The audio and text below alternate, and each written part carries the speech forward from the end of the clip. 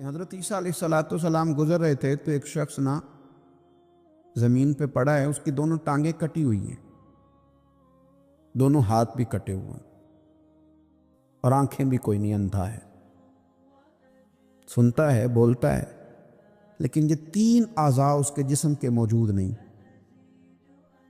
جناب عیسیٰ علیہ السلام نے دیکھا لوگ کھڑے ہیں تو آپ بھی وہاں تشریف لے گئے، تو وہ بندہ کچھ بول رہا تھا، اور بول کیا رہا تھا؟ کہہ رہا تھا یا اللہ تیرا شکر ہے، یا اللہ تیرا شکر ہے، یا اللہ تیرا شکر ہے، دکھ قبول محمد بخشا راضی رہن پیارے، تیرا شکر ہے، تیرا شکر ہے، تیرا شکر ہے۔ تو حضرت عیسیٰ علیہ السلام نے لوگوں کو سمجھانے کے لیے اس سے پوچھا، اللہ کے نبی تو جانتے ہیں نا لوگوں کو سمجھ آ جائے، فرمانے لگے نہ تیری آنکھیں ہیں، نہ تیرے ہاتھ ہیں، نہ تیرے پیر ہیں، تو شکر؟ کہنے لگا حضور کوئی شے نہیں، پر اللہ کا احسان ہے نا میرے سینے میں ایمان موجود ہے۔ بے شک اللہ اپنے بندوں پر بڑا ہی مہربان اور نہایت ہی رحم کرنے والا، رؤوف اور رحیم ہے، بڑا مہربان ہے، کرم فرماتا ہے۔ اللہ تعالیٰ اپنے بندوں سے بڑا جلد راضی ہو جاتا ہے، وہ اپنے بندوں کو بہت زیادہ مشقت میں نہیں ڈالتا، وہ اپنے بندوں سے اپنی نعمتوں کا بدلہ نہیں چاہتا، بہت سخت مشقت والی عبادتیں نعمتوں کے بدلے نہیں چاہتا، وہ بڑی جلدی رحم فرماتا ہے۔ اللہ تبارک و تعالی اپنے بندوں کے حق میں رحمت والے فیصلے کرتا ہے، درگزر والا معاملہ فرماتا ہے۔ جگہ جگہ قرآن مجید میں اللہ تعالیٰ نے اپنے بندوں پر رحمت کرنے کا ذکر فرمایا ہے، ان اللہ یغفر الذنوب جمیعا، فرمایا بے شک رب تمہارے سارے ہی گناہ معاف فرما دے گا، تم نا امید نہ ہونا، وہ معاف کر دے گا تمہیں۔ کچھ غلطیاں ہم کرنا نہیں چاہتے پر ہم سے ہو جاتی ہیں، کچھ دل ہم توڑنا نہیں چاہتے پر وہ ٹوٹ جاتے ہیں، ہماری مجبوری ہوتی ہے ٹوٹ جاتے ہیں۔ رات کو اس کی بارگاہ میں ہاتھ باندھ کے، کشکول طلب دراز کر کے خوب استغفار پڑھنا چاہیے کہ مالک بندے ہیں نا، کیا کریں، نفس کا ساتھ ہے، دنیا کا ساتھ ہے، خواہشات نفسانیہ، مالک معاف کر دے۔ درد سے توبہ، رسم نہ ہو، کہانی نہ ہو، لفظ نہ ہو، جملے نہ ہو، اور جناب ایسے لوگوں کے بیچ بڑے ہاتھ باندھ کے، اور بڑا کوئی ضرورت نہیں، آپ اکیلے اپنی چارپائی پہ بستر کے اندر منہ دے کے بھی درد سے کہیں گے نا معاف کر دے، تو وہ تو مہربانی بڑا ہے۔ گناہگاروں کے آنسو اس کی بارگاہ میں بڑے مقبول ہیں۔ بندہ کوئی ناراض ہو جائے تو ہمیں کوئی نیند آتی، اس کے گھر چلے جاتے ہیں، ہم اپنے سارے رشتوں کو، تعلقات کو مینٹین کر کے رکھنے کے عادی ہیں، ہمیں پتہ ہے کہ وہاں میں نہیں جا سکا تو بیٹا بھیجتا ہوں،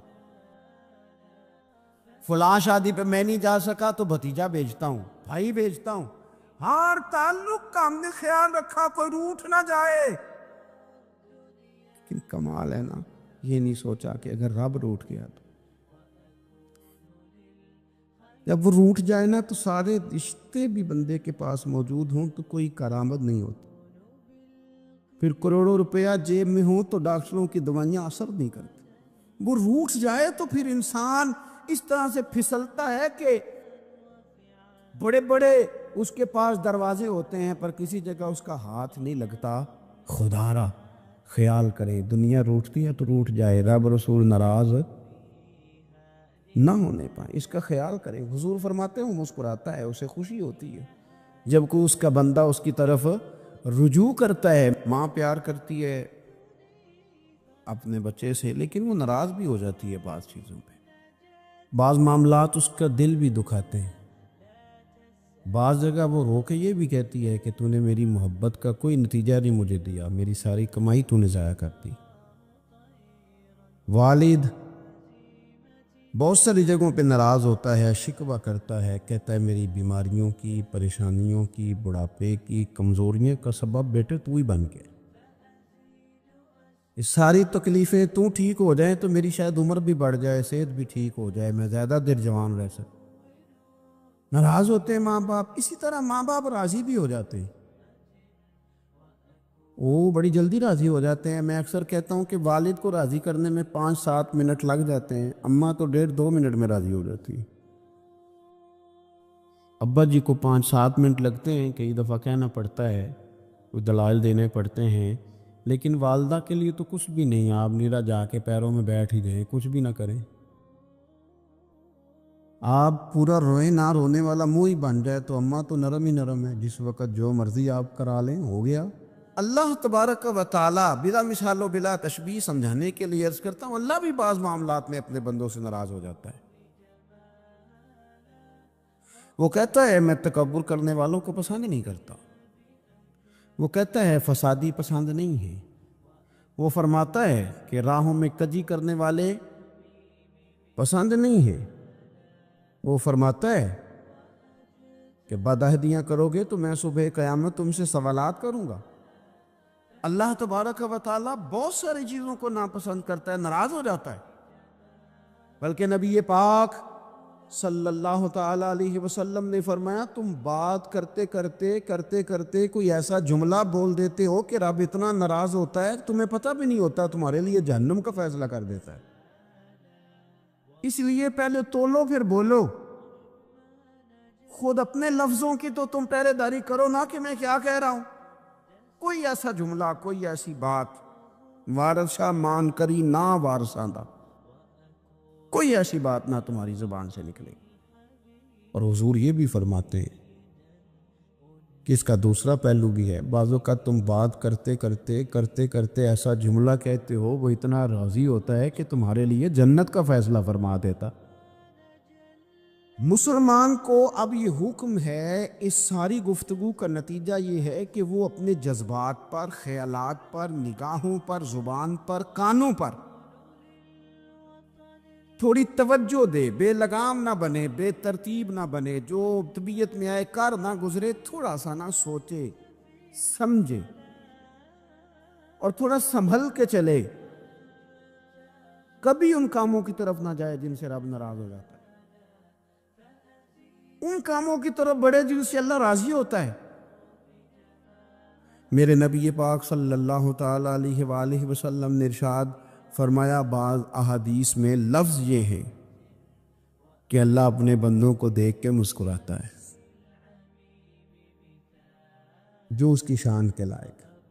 جس ترتیب سے ہم مسکراتے ہیں، جس ترتیب سے ہم روتے ہیں، جس ترتیب سے ہم کسی بات کا اظہار تشکر کرتے ہیں، خدا ان باتوں سے پاک ہے۔ اب بہت ساری حدیثوں میں آیا کہ وہ مسکراتا ہے، تو کیا مطلب ہے مسکرانے کا؟ تو علماء تفسیر نے لکھا ہے مسکرانے کا مطلب یہ ہے کہ وہ بڑا ہی راضی ہوتا ہے اپنے بندے سے، بڑا راضی ہوتا ہے، یہ مطلب ہے۔ ایک تو مسکرانے کا مطلب یہ کہ وہ بڑا راضی ہو گیا، وہ مسکرا دیا اپنے بندے پہ، اور ایک اس کا معنی خود نبی پاک صلی اللہ تعالی علیہ وسلم نے بیان فرمایا۔ مسند امام احمد بن حنبل میں حدیث ہے، حضور سید عالم علیہ السلام سے صحابہ نے پوچھا، یا رسول اللہ شہید تو بڑے لوگ ہوتے ہیں، شہیدوں میں افضل کون ہے؟ تو اللہ کے حبیب علیہ السلام فرمانے لگے، وہ والا بندہ جو ڈٹ گیا تھا کافروں کے مقابلے میں، وہ ہلا نہیں، پوری طرح ڈٹ کے جو لڑا وہ شہداء میں افضل ہے۔ حضور فرماتے ہیں وہ جنت کے بالا خانوں میں سیر کرے گا اور رب اسے دیکھ کے مسکرائے گا، رب اسے دیکھ کے مسکرائے گا، اللہ تعالیٰ مسکراتا ہے اسے دیکھ کے۔ اور اگلے جملے میں حضور نے وضاحت کر دی، فرمایا جب رب دنیا میں کسی پر مسکراتا ہے نا تو اس کا معنی یہ ہے کہ قیامت میں پھر اللہ اسے حساب کوئی نہیں لے گا۔ جس پر اللہ دنیا میں مسکرا دیا اس سے کوئی حساب، تو وہ کام ڈھونڈنے چاہیے نا جس سے اللہ مسکرائے۔ ویسے کبھی ہم ایسا کرتے ہیں کہ نہیں کہ کسی کو راضی کیا جائے؟ یہ کام ہم کرتے ہیں کہ ہماری کمپنی کا جو سربراہ ہے وہ ہم سے راضی رہے، جس ادارے میں ہم پڑھاتے ہیں اس ادارے کا بڑا ہم سے راضی رہے. یہ کرتے ہیں ہم اس کے لیے کچھ نہ کچھ ہیلے بہانے ہم کرتے ہیں. برادری، قبیلہ، علاقہ، بستی، لوگ کسی طریقے سے ہمارے ساتھ مطمئن رہیں. کرتے ہیں نا یہ سارے کام. اس میں تھوڑی مشکل بھی ہمیں آتی ہے لیکن کرتے ہیں. کیا کریں؟ گھر میں بھی کئی دفعہ ایسا ماحول بنانا پڑتا ہے. چلیں ایک اور میٹھی مثال دیتے ہیں، زیادہ سمجھ میں آئے گی. چھوٹا بچہ خوش رہے، آپ اس کے لیے محنت نہیں کرتے؟ وہ چھوٹا ہے، اس کو خوش کرنا فرض ہے ابا پہ. لیکن وہ کہتا ہے کہ میں نے موٹر سائیکل لینا ہے. چھوٹا ہے، چلا ہی نہیں پائے گا، تو ابا پھر اسے راضی کرتا ہے، کہتا ہے بیٹے چھوٹا سائیکل لے لے، چل میں تجھے اڑانے والا جہاز لے دیتا ہوں. مقصود کیا ہے کہ اس کو ناراض نہیں کرنا، یہ روئے نہ، اس کا دل نہ ٹوٹے. ہو یارو سنو نا میں کیا کہہ رہا ہوں. اگر چھوٹے بچے کے لیے وہ چیزیں ڈھونڈتے ہو، میرے ابا جی نا اپنے نواسے کے لیے کھلونا لے کے آئے تو بچہ بڑا ہی کھیلا، تو ابا جی کہنے لگے لو پیسے پورے ہو گئے میرے.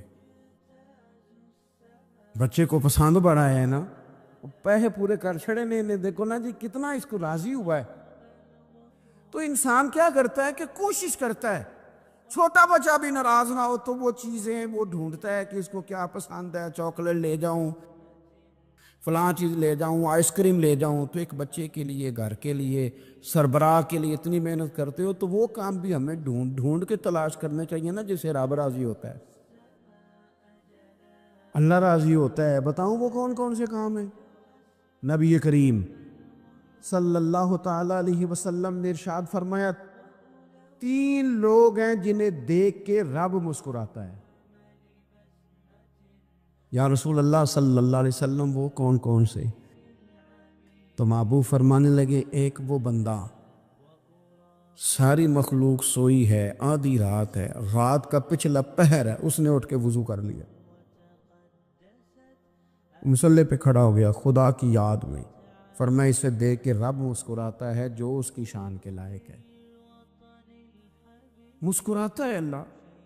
یہ تو سونے کا ٹائم تھا، یہ تو گہری نیند آنے کا وقت تھا، رات کا پچھلا پہر.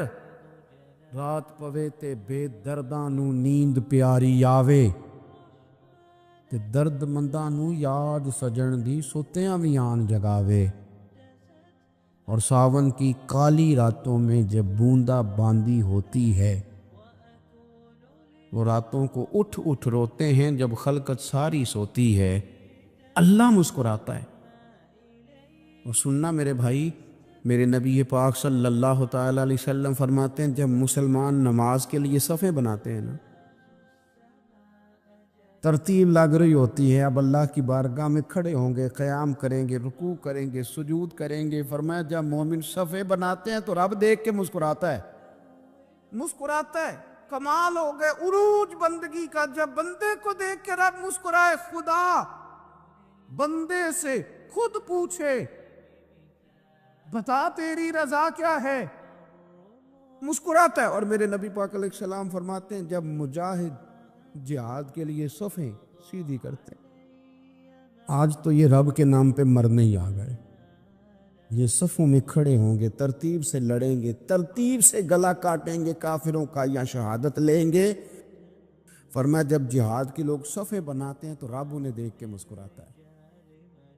کتنے نصیبوں والا وہ بندہ ہے جسے دیکھ کے مسکرا دیا. اور یار کبھی تیرا بیٹا تیرے سامنے مسکرائے نا چھوٹا، تو تیرا دل باغ باغ ہو جاتا ہے. تیری ماں بیمار کسی ایک دن صحیح طرح ہنس پڑے تو طبیعت خوش ہو جاتی. مجھے بتاؤ نا جس کا رب بھی اسے دیکھ کے ہنس پڑے جو اس کی شان کے لائق ہے، کیا اس بندے کے نصیبیں ہیں، کیا اس کے مقدر ہیں. آپ اس مقام پر اپنے آپ کو لائیں. اب دیکھیں نا یہ حدیث آپ نے سن لی. اب ہم نے نا اس طرح صفحے نہیں بنانے جس طرح ساری دنیا. اب ذرا صفحے بھی شوق سے بنائیں گے. اب ذرا تھوڑا سا شوق پیدا کریں گے. بھئی یہ تو میں وہ کام کرنے لگا ہوں جسے دیکھ کے رب مسکراتا ہے. نبی پاک صلی اللہ علیہ وسلم نے فرمایا جب کوئی بندہ توبہ کرتا ہے نا،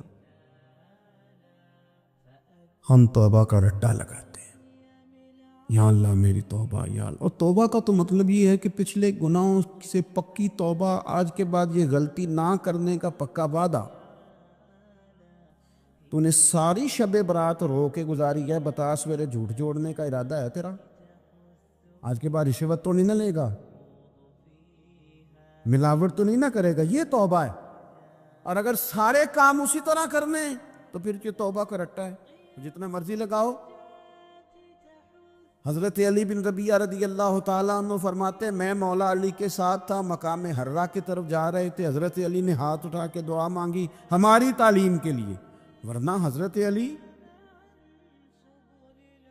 ہم صحابہ کو محفوظ عن الخطا تو مانتے ہیں نا۔ ہاتھ اٹھا کے کہا اے اللہ ہمارے گناہ بخش دے، تیرے علاوہ کوئی معاف کرنے والا نہیں۔ اور پھر حضرت علی آسمان کی طرف دیکھا اور دیکھ کے نا حضرت علی بن ربیعہ کو تو مسکرائے۔ حضرت علی بن ربیعہ کہنے لگے حضور مسکرائے کیوں ہو؟ فرمانے لگے ایک دن میں حضور کے ساتھ اسی طرح آیا تھا،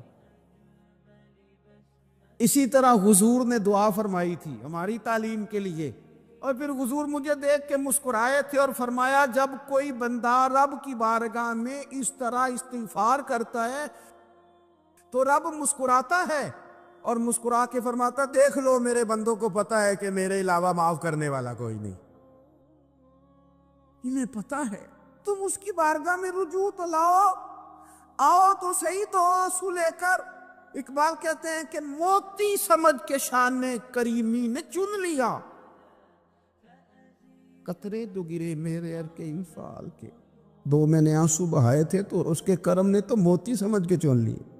میرے نبی پاک صلی اللہ علیہ وسلم مثال دیتے ہیں، فرمایا ایک آدمی صحرا میں جا رہا ہے، صحابہ سے حضور خطاب کر رہے ہیں، فرمایا ایک آدمی صحرا میں جا رہا تھا، اس نے اپنی اونٹنی پہ کھانا پانی پیسے ہر چیز رکھی ہوئی تھی، صحرا تھا بہت بڑا، درمیان صحرا کے گیا تو تھوڑا سا سستانے کے لیے آرام کرنے کے لیے اونٹنی سے نیچے اترا، اب اس نے اونٹنی کی لگام اونٹنی کی نکیل اپنے سرہانے کے نیچے رکھی، ہاتھ کے ساتھ پکڑی اور سو گیا۔ تھوڑی ہی دیر کے بعد جب اس کی آنکھ کھلی تو دیکھا اونٹنی غائب ہے۔ صحرا میں وہ پیدل نہ آگے جا سکتا ہے نہ پیچھے جا سکتا ہے، نہ دائیں نہ بائیں، کھانے کو روٹی نہیں، پینے کو پانی کا قطرہ نہیں، تھوڑا ادھر بھاگا ادھر بھاگا تھک گیا۔ کریم محبوب فرماتے ہیں وہ پوری طرح نڈھال ہو گیا اور مایوس ہو گیا، معاذ اللہ، مایوس ہو کے دوبارہ اسی جگہ آ کے لیٹ گیا جہاں پہلے لیٹا تھا، انتظار کرنے لگا کہ اب موت ہی آئے گی، آخری وقت ہے، اب نہ میں پیدل یہ صحرا کراس کر سکتا ہوں، نہ پیچھے جا سکتا ہوں، نہ کھانا ہے نہ پانی ہے، سوائے موت کے کوئی سہارا نہیں۔ حضور فرماتے ہیں وہ رستے میں دوبارہ لیٹ گیا، اچانک اس نے رخ بدلا تو اونٹنی سامنے کھڑی تھی۔ حضور نے صحابہ سے پوچھا بتاؤ نا اسے بھلا کتنی کو خوشی ہوگی؟ یا رسول اللہ جسے نئی زندگی مل گئی ہے۔ آپ دیکھیں نا سارے ڈاکٹروں نے کہہ دیا کہ اس کے تو گردے معدہ جگر ہر چیز ختم ہے، گھر لے جاؤ خدمت کرو، ہر طرف پریشانی ہے۔ وہ بندہ بھی سمجھ گیا ہے کہ آخری وقت آ گیا، کل جاؤں پرسوں جاؤں، تیاری ہو گئی، سب لوگ آ گئے، باہر والے بھی آ گئے، یہ ماحول ایک عجیب رنگ اختیار کر گیا۔ اچانک ایک ڈاکٹر نے آ کے کہا نہیں نہیں غلطی لگ گئی تھی، مجھے بتائیے انداز کیا ہوتا ہے؟ بغیر دعائی کے بندہ اٹھ کے کھڑا نہیں ہو جاتا، او میں تو بچ گیا ہوں۔ نبی پاک صلی اللہ علیہ وسلم فرمانے لگے اس کی اونٹنی مل گئی، بتاؤ بھلا اسے کتنی خوشی ہوگی؟ یا رسول اللہ وہ تو دوبارہ دنیا میں آ گیا۔ حضور فرمانے لگے اسے کچھ بھی خوشی نہیں ہوئی، جب کوئی رب کا گناہ گار بندہ آ کے توبہ کرتا ہے رب کو اس سے کئی گنا زیادہ خوشی ہوتی ہے۔ میرا بندہ آ گیا ہے، میرا بندہ آ گیا ہے، میرے گھر آ گیا۔ اس نے آنسو بہائے ہیں، اس نے کہا اللہ میں تیرا ہی ہوں، تیرا ہی رزق کھاتا ہوں، تیری ہی زمین پہ رہتا ہوں، تیرے نام سے میری سانسیں چلتی ہیں۔ وہ آ گیا۔ فرمایا اس اونٹنی والے سے زیادہ رب کو خوشی ہوتی ہے جب گناہگار آ کے توبہ کرتا۔ میری بات پہ توجہ فرمائیے گا، حضرت جریر بن عبداللہ رضی اللہ تعالیٰ عنہ فرماتے ہیں میں چھوٹی سی تجارت کرتا تھا، کاروبار. کچھ لوگ سمجھتے ہیں کہ اللہ صرف مسجد میں ملتا ہے، حالانکہ ترمذی شریف میں حدیث موجود ہے، نبی پاک علیہ السلام نے فرمایا جو سچا تاجر ہوگا نا، تجارت سچائی سے کرے، اللہ قیامت کے دن اسے نبیوں کے ساتھ جگہ عطا فرمائے گا. کتنا بڑا درجہ ہے. حضرت معروف کرخی رحمۃ اللہ تعالیٰ علیہ کے زمانہ مبارکہ میں کچھ لوگ آپ کی خدمت میں آئے کہ حضور بارش نہیں ہوتی، دعا کر دیں. تو آپ فرمانے لگے وہ میری خانقاہ کے، میرے مدرسے کے، میری مسجد کے سامنے ایک کریانے کی دکان والا ہے، اس سے دعا کراؤ بارش ہو جائے گی. لوگ اس کے پاس گئے کہ جناب دعا کر دے، بارش نہیں ہوتی. تو اس نے کہا حضرت معروف کرخی سے دعا کرائیں. کہنے لگے انہوں نے بھیجا ہے. تو کہنے لگا مجھے تو لفظ بھی سیدھے نہیں آتے، چلو انہوں نے بھیجا ہے تو مانگ دیتے ہیں دعا. کہنے لگا اے اللہ مہربانی فرما، ان کو بارش عطا فرما. ابھی لوگ کہتے ہیں اس کی دعا مکمل بھی نہیں ہوئی تھی کہ رب کریم نے اہل بغداد کو بارش عطا فرما دی. یہ بارش ہو گئی نا، تو وہ جو کچھ لوگ تو چلے گئے، جو صاحب نظر لوگ تھے وہ حضرت معروف کرخی کی خدمت میں آئے، جو تجسس میں رہتے. انہوں نے کہا حضور سمجھ نہیں آئی،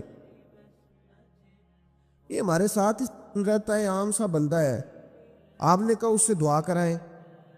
کیا رات کو جب دنیا سو جاتی ہے تو یہ مسجد آ جاتا ہے، تنہائی میں عبادت کرتا ہے؟ حضرت معروف کرخی فرمانے لگے ایسی کوئی بات بھی نہیں. کہ حضور پھر آپ نے اس سے دعا کرنے کو کیوں کہا؟ تو آپ فرمانے لگے 30 سال ہو گئے میرے سامنے دکان کرتا ہے، یہ سودا جب بھی تولتا ہے پورا تولتا ہے، یہ لوگوں کی خیر خواہی کرتا ہے. تو جو بندہ اللہ تبارک و تعالیٰ کے بندوں کے ساتھ اتنا وفادار رہتا ہے، رب اس کی دعائیں ضرور قبول فرمایا کرتا ہے. حضرت جریر بن عبداللہ رضی اللہ تعالیٰ عنہ کہتے ہیں میں نے جب کلمہ پڑھا نا تو میں تجارت کرتا تھا چھوٹی سی. اگر تو سمجھتا ہے نا کہ میں اپنے اوپر دین کو پورا نافذ نہ کروں گا تو پھر جزوی مسلمان تو کہیں کہا ہی نہیں گیا. میرے اعلیٰ حضرت فاضل بریلوی رحمۃ اللہ تعالیٰ علیہ سے کسی نے پوچھا تھا حضور نیک کون ہوتا ہے؟ تو اعلیٰ حضرت فرمانے لگے جس کی تنہائیاں صاف ستھری ہوتی، جو اکیلے میں اللہ سے ڈرتا، جو تنہائی کے اندر صاف ستھرا ہوتا ہے. محفل میں تو میری طرح سارے سج سمر کے آتے. فرمایا جو اکیلا بیٹھا ہو اور اس پر اللہ کا خوف طاری ہو وہ اصل میں نیک بندہ ہوتا ہے. میرے بھائی حضرت جریر بن عبداللہ کہتے ہیں میں نے جس دن کلمہ پڑھا تو عرض کی یا رسول اللہ صلی اللہ علیہ وسلم کو نصیحت فرمائے. تو نبی پاک صلی اللہ علیہ وسلم نے فرمایا الدین النصیحہ، میرا سارا دین کسی کی خیر خواہی کرنے کا نام، بھلا گر کسی کا. حضرت جریر بن عبداللہ نے وہ بات سنی اور چلے گئے. کہتے میں پہلے دن گیا، اس ذوالقعبہ کے اندر یہ چیز روایت موجود ہے. کہتے میں پہلے دن گیا، ایک یہودی سے میں نے گھوڑا خریدا اور 3 دینار میں میرا اس کے ساتھ سودا طے ہو گیا. فرماتے ہیں جب گھوڑے کی میں نے لگام پکڑی اور میں چند قدم چلا تو وہ گھوڑا بڑے ٹھنڈے مزاج کا تھا، کی ساؤ آخی پنجابی، وہ بڑا ساؤ تھا. کہتے وہ بالکل میرے ساتھ ساتھ چلنے لگا تو میں واپس پلٹا اور میں نے اس یہودی سے کہا یہ تو گھر میں بھی رکھنے کے لیے بڑا اچھا ہے، یہ تو سواری گھر میں بچوں کے درمیان بھی ٹھیک ہے، 3 دینار نہیں تو 6 دینار رکھ، تیرا مہنگا ہے. کہتے ہیں وہ آنکھیں کھول کے میری طرف دیکھنے لگا. اب میں نے دوبارہ گھوڑے پہ سواری کی، جب تھوڑا سا میں نے اس کو چلایا تو کہتے ہیں وہ تو سواری میں بھی بڑا عمدہ تھا. میں نے اس یہودی کی طرف پھر توجہ کی، میں نے کہا یار تیرا گھوڑا مہنگا ہے، تو 3 دینار اور رکھ. کہتے مجھے کہنے لگا تو وہی ہے جو پہلے آتا تھا یا تو بدل گیا ہے؟ میں نے کہا نہیں، اب میں بدل گیا ہوں، اب میں وہ نہیں ہوں، اب میرے اندر تبدیلی آ گئی، مجھے کسی نے بدل دیا ہے. کچا رنگ للاری والا جڑا چڑھدا لیندا رہندا، اے عشق تیرے دا رنگ محمد چڑھ جائے پھر نہیں لیندا آتا، میں بدل گیا ہوں. کہتے کا بات تو بتاؤ. تو فرمانے لگے یار میں تجھے اگر 9 دینار دے کے بھی منڈی میں جاؤں گا تو میرا وہاں پھر بھی 12 کا بکے گا. تو اگر 3 دینار اللہ مجھے اس میں سے پھر بھی دے دے گا تو میں تیرے 6 کیوں رکھوں، تو رکھ۔ تو یہودی کہنے لگا جناب آپ بتائیں تو صحیح آپ کیسے بدلے؟ تو فرماتے میں نے اس سے کہا کہ بدل اس طرح گیا ہوں کہ میں نے مدینے والے محبوب کا کلمہ پڑھ لیا ہے، اور میرے نبی پاک صلی اللہ تعالیٰ علیہ وسلم نے مجھ سے فرمایا ہے کہ لوگوں کی خیر خواہی کرنا، الا کرنا، کسی کا نقصان نہ کرنا، کسی کے ساتھ زیادتی نہ کرنا، کسی کو لوٹنا نہ۔ اب میں بدل گیا ہوں، میرے اندر انقلاب آ گیا، اب میں شعوری طور پر ایک انسان بن گیا ہوں۔ کہتے ہیں یہ کہہ کہ جب میں نے گھوڑے کا رخ موڑا نا تو یہودی چھلانگ لگا کے میرے پیچھے بیٹھ گیا۔ میں نے کہا تو کہاں جا رہا ہے؟ کہنے لگا مجھے بھی وہیں لے چل جس نبی نے تجھے بدلا ہے، میں بھی ان کی خدمت میں جانا چاہتا ہوں۔ ہم انقلاب لانا چاہتے ہیں تقریروں سے، جو بندہ بھی سٹیج پہ بیٹھتا ہے نا اب تو لوگ کنٹرول ہی نہیں کرتے کہ وہ کیا کہہ رہے ہیں۔ ادعو الی سبیل ربک بالحکمت والموعظۃ الحسنہ، اچھے طریقے سے لوگوں کو دین کی طرف بلانا چاہیے۔ اور چونکہ ہمارے ہاں یہ سٹیٹس بھی نہیں ہے کہ کس نے بیٹھنا ہے اور کس نے نہیں بیٹھنا، لہذا میری طرح جو بھی بیٹھ جاتا ہے سب سے نیک وہی ہوتا ہے، باقی وہ نہ اسے پہلے کوئی اچھا آدمی گزرا ہوتا ہے معاذ اللہ، اور نہ اسے اپنے معاصرین میں کوئی نظر آتا ہے، اور بعد والے تو ویسے نہیں نہ اچھے ہوتے۔ تو بھائی یاد رکھیں انقلاب صرف تقریروں سے نہیں آتا، عمل دیکھتے ہیں لوگ۔ اعلیٰ حضرت فاضل بریلوی کے چھوٹے صاحبزادے تھے حضور مفتی اعظم ہند، تو کسی شخص نے ان سے پوچھا کہ حضور کیا مطلب ہے؟ تھوڑی دیر لوگوں کا دوستانہ رہتا ہے پھر ٹوٹ جاتا ہے، تو آپ فرمانے لگے جب تک تو لوگ باتیں سنتے ہیں تب تک تو لوگ ساتھ رہتے ہیں، اور جب تھوڑا سا عمل دیکھنے لگتے ہیں پھر پیچھے ہٹنے لگتے ہیں، پھر وہ بیک ہونے لگتے۔ اسی لیے تو محبوب نے فرمایا کسی کو پرکھنا ہو تو لین دین کر کے دیکھ، اس کے ساتھ سفر کر کے دیکھ، وقت بتا کے دیکھ، پھر تجھے پتا چلے۔ میلاد ایک انقلاب ہے، بدل جانے کا نام۔ نبی پاک کے غلام بدل جایا کرتے، ان کی وہی کیفیات نہیں رہتی۔ حضرت ابو ذر غفاری رضی اللہ تعالیٰ عنہ فرماتے ہیں میں اپنے غلاموں کے معاملے میں اتنا سخت تھا کہ لوگ دوسرے مثال دیتے تھے اپنے غلام کو کہ پھر تیرا وہی حال کروں جو ابو ذر اپنے غلاموں کا کرتا ہے، اتنا میں سخت مارتا تھا۔ ہم بھی بڑے ڈکٹیٹر ہوتے ہیں نا اپنے اپنے ہاں، کہتے ہیں نہیں میرے آگے کوئی نہیں بولتا جی، کسی کی ضرورت ہی نہیں دی، بالا دی کی مجال ہے انہوں دی اماں دی کی ضرورت ہے۔ اور بھائی ایسے نہ کر۔ دنیا میں سب سے خوبصورت شخص وہ ہوتا ہے جس کو لوگ اپنا دکھ بتانا آسان سمجھتے، جس کے لوگ قریب جاتے ہیں۔ تو کس طرح کا بن گیا ہے کہ تیرے اپنے بھی تیرے قریب نہیں جاتے، اور پھر تو اپنی تعریف کر رہا ہے۔ دنیا میں بہترین شخص وہ ہوتا ہے جس تک لوگوں کی رسائی آسان ہوتی ہے، جس کو لوگ اپنی بات آسانی سے بتا سکیں، وہ سمجھے کہ یہ ہمارا مداوع کرے گا۔ حضرت ابو ذر غفاری کہتے ہیں بڑا سخت تھا، جس دن میں کلمہ پڑھنے آیا نا تو محبوب تو جاننے والے ہیں نا، وَعَلَّمَكَ مَا لَمْ تَكُنْ تَعْلَمْ، حضور کو تو اللہ نے کنجیاں عطا فرمائی ہیں نا غیب کی۔ تو محبوب پاک علیہ السلام کی بارگاہ میں جب کلمہ پڑھنے حاضر ہوا تو محبوب علیہ السلام سے عرض کی حضور کوئی خاص بات؟ تو حضور نے بڑی وصیتیں اور نصیحتیں فرمائی، اور پھر میری طرف محبوب نے اس طرح دیکھا کہ میرے دل کے سارے عیب دھلنے لگے۔ تو محبوب فرمانے لگے تیرے لیے خاص بات یہ ہے کہ اپنے غلاموں کے ساتھ اچھا سلوک کرنا، اپنے غلاموں کے ساتھ بے خبر ہو جو غلاموں سے وہ آقا کیا ہے، اپنے غلاموں کے ساتھ جاگ رہے نا آپ لوگ، کن کے ساتھ؟ اب تو غلام نہیں نہ ہوتے ہوں نے اج 2 لاکھ دے کے ڈیرے تے نہیں بنی دا جی، وہ اس کو تنخواہ دی جاتی ہے 6,500، اور سارا بچہ اس کا بال بچہ بھی نوکری کرتا ہے، اور اس کو رہائش بھی وہاں دی جاتی ہے جہاں بھینسیں باندھی جاتی ہیں۔ یہ ظلم ہے۔ اس کے باوجود ہم پڑھے لکھے حاجی صاحب بھی ہیں، نمازی بھی ہیں، میں غور کرنا کہتے جی یہ سیانے نہیں۔ تو میں کہتا ہوں جب بندے کے پاس پیسے نہیں ہوتے تو عقل بھی نہیں ہوتی۔ جیدے گھر دانے وہ دے کملے بھی سیانے، میری غربت نے کیا مجھ کو زمانے میں بدنام، تیری دولت نے تیرے عیب چھپا رکھے۔ اور بھائی جب یہ پردہ ہٹے گا دولت کا تو پھر پتہ چلے گا کہ تیری قدر زمانہ کتنی کرتا ہے اپنے غلام سے۔ ہمارے پڑھے لکھے لوگ میں نے دیکھے ہیں، بڑی بڑی سوسائٹیوں میں رہنے والے، ان کا ملازم ان کے ساتھ بیٹھ کے روٹی نہیں کھا سکتا۔ ٹیبل پہ جگہ موجود ہے، کرسی کی جگہ ہے، لیکن وہ کہتے ہیں نہیں، وہ ڈرائیور کو نہ وہیں گاڑی میں بھیج دو،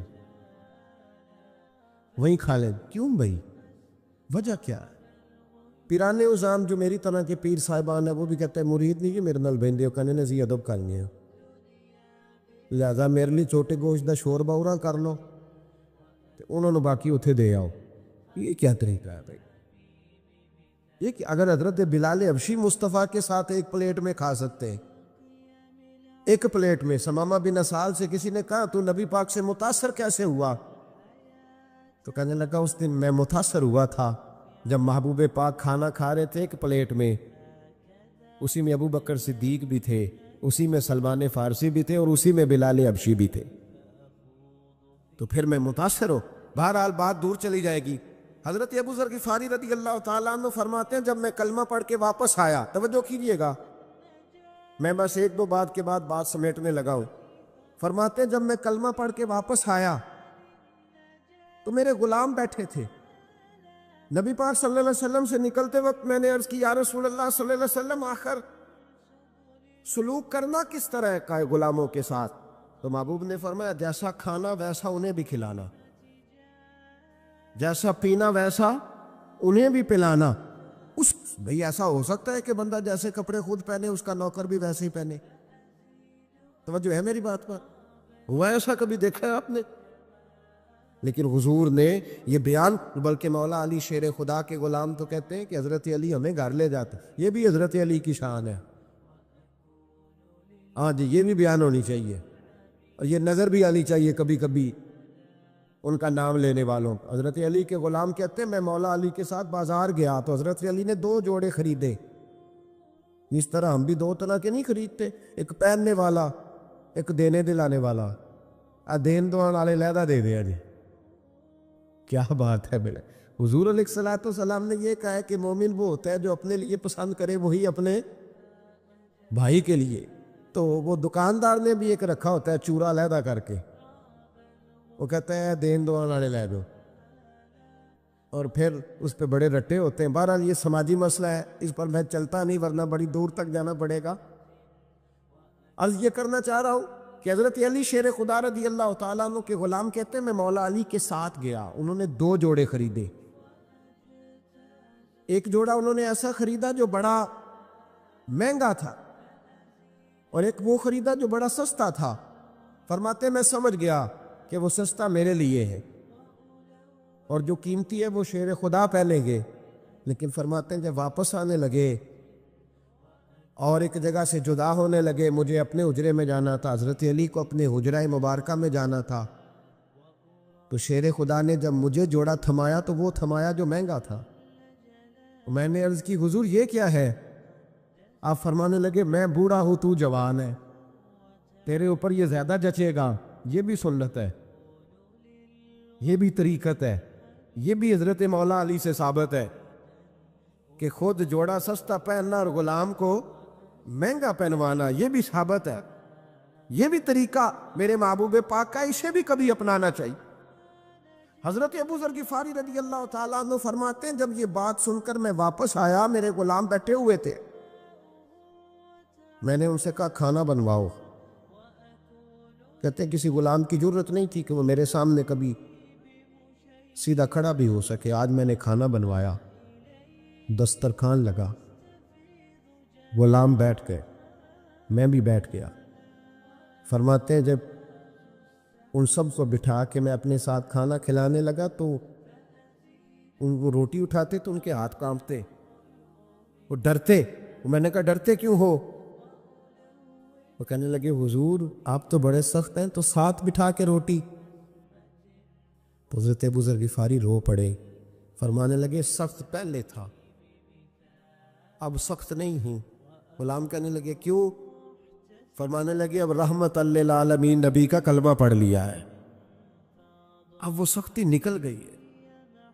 حضور غوث اعظم رضی اللہ تعالیٰ عنہ کی محفل ہوتی تھی تو ایک ایک محفل میں سینکڑوں لوگ توبہ کر جایا کرتے، تو انقلاب ہے، تم نے کیا حاصل کیا، اور اگر تم نہیں حاصل نہیں کیا تو آگے تم لوگوں کو کیا دو گی؟ اس سے تبدیلی لائے۔ اگر آپ بدل جائیں نا، محفل سے اٹھ کے جائیں اور کہیں میں نے داڑھی رکھ لی، میں نمازی ہو گیا، تو انشاءاللہ کسی اور کے دل میں بھی شوق پیدا ہوگا کہ مجھے بھی کرانی چاہیے، اور جو نہیں آئے تھے انہیں بھی ذائقہ پیدا ہوگا کہ ہمیں بھی اس طرف توجہ کرنی چاہیے۔ اللہ سجانے والوں کو، آنے والوں کو برکات عطا فرمائے۔